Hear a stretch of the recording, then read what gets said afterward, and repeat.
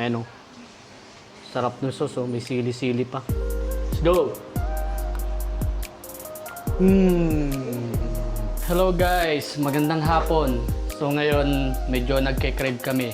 Dahil namimiss namin ng Pilipinas, naisipan namin magluto ng fishball na may kikiam ay nabibili sa street. Ako, nagpiprito ako ng mga fishball. Tapos si Mrs. nagluluto siya ng sauce. Ito, papakita ko sa inyo. Tara, let's go! Ano yan niluluto mo?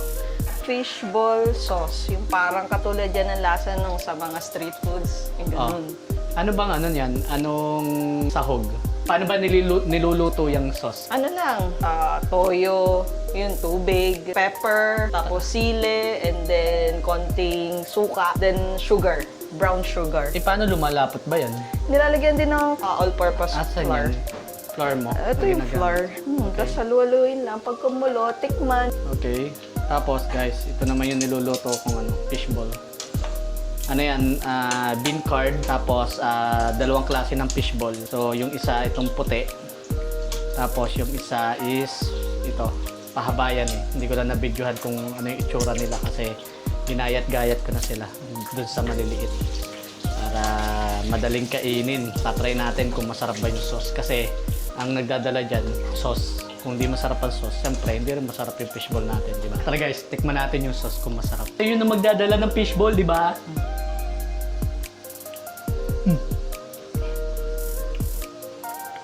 Sarap. Alam niyo ba yung fishball na pagka pupunta ka sa street, tapos yung sauce na malapot, na maanghang. Tapos doon yung ididip yung, yung fishball. Ganun yung lasa. Tapos, siyempre, hindi mawawala ang beer, di ba? Iinumin natin. Let's go! And guys, luto na yung fishball natin. Tingnan nyo ito. Tara, papakita ko. Ito, bean curd na iprito ko. Kasi walang kikiam eh.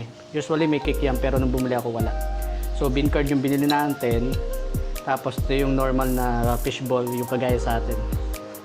Tapos ito pa yung isang klase ng fishball dito. Hindi ko alam kung anong difference sa lasa pero magkaiba siya. Tapos yung sauce natin.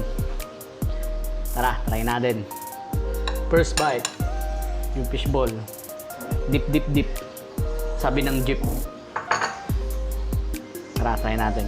Ayan o. Sarap ng sauce o. May sili-sili pa. Let's go!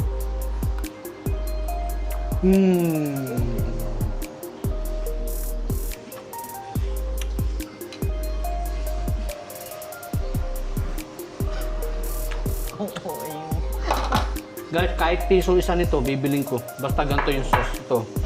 Yan o. Kahit 5 piso isa, basta ganito yung sauce, bibiling ko.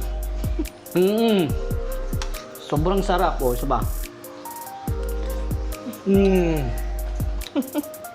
Panalo. Nuluto ka marami, ibebenta natin.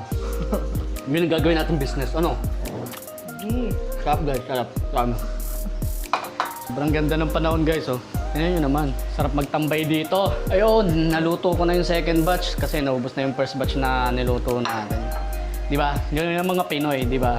Tuwing pahapon na, kailangan natin kumain ng merienda. Yun ang nakagawian natin eh. Hindi kape yung iinumin ko. Siyempre, kilala nyo naman ako, di ba? Kaya beer, sasamahan natin. Di ba? Tapos yung bean curd ang try natin. Ito, bean curd. Tara. Ang sarap pala ng bean curd. Bagay siya. Ang ng bean curd, guys.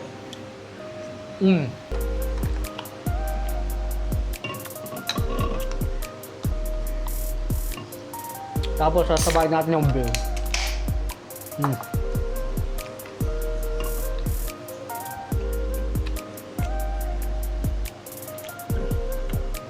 The beer.